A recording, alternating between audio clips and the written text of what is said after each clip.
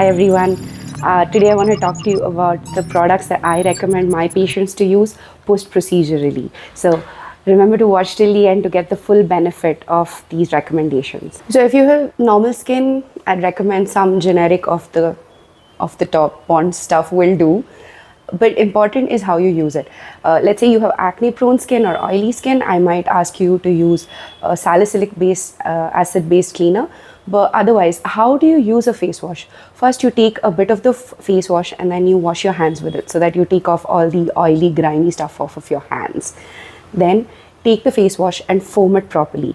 Once you foam it properly, apply the foam onto your face and then let it rest for 20 seconds. So you need that much contact time. Wash it off, and then we move on to the next step, which is moisturization. So here's a controversial statement. Moisturizers don't moisturize. Moisturizers are designed to trap moisture which is already present in your skin. So unless you apply moisturizer to fairly damp skin, you're not going to get the benefit of moisturization. So I recommend the Derma Aloe. No particular reason. I like the 10% glycerin composition, and it does not seem to cause any problems to my patients, even if they are of a slightly oily face type. I like it. It absorbs really well. But what's really important is, can you bear the scent of it all day? So this one smells like cucumbers. It actually is really pleasant. Okay, so this is the other one in their line. This is the Derma Baby stuff. So I told you that Derma Aloe smells like cucumbers.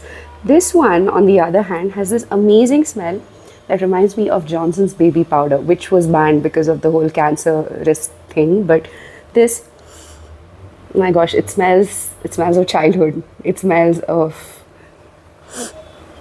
like baby powder. So if you're okay with the smell of baby powder, you can continue with Derma Baby. And then if you like the smell of cucumbers better, you are better off with Derma Aloe. And let's say you have really oily skin, you can try the oil-free, the gel-based moisturizers. So this is what I found in my local DMart. This is the Pond's Superlight Gel. There's the Ultralight Gel also. I think that has the hyaluronic acid in it. Not a fan of hyaluronic acid, big fan of glycerin. But this stuff is also like a very light. So you just put that on. I don't know if you can make out. It just absorbs super quick and it's completely non-greasy. So I use this for my face since I have a normal skin type and I don't really need all that extra glycerin. But this will work if you're on a budget. Now, if you have a little more money to spend, you can try the Dermaco, I think it's called the Dermaco gel-based moisturizer. It is also amazing. I don't know where I put that product in my house, but it's somewhere around. If you have a little money to spare for these, I would recommend that also. Finally, sunscreen. So Indian skin types like mine, which are a little light brown, so we have built-in sunscreens, which is called melanin. That's what gives our skin the color. But these products for us are meant to stop photoaging and to prevent unnatural tanning of damaged skin. So let's say you had a cut here, or you had a cut here, or you've just had your lids lifted, all of these things. So you'll have these tiny scars on your face and you really want those to blend in with your natural skin color. So that's where these come in handy. Now, I like this by La Shield. The smell is pretty good.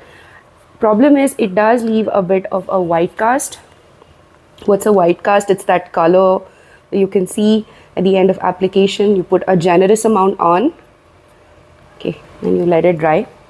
And even after it dries, it does leave kind of a whitish residue because this is what they call a physical sunscreen.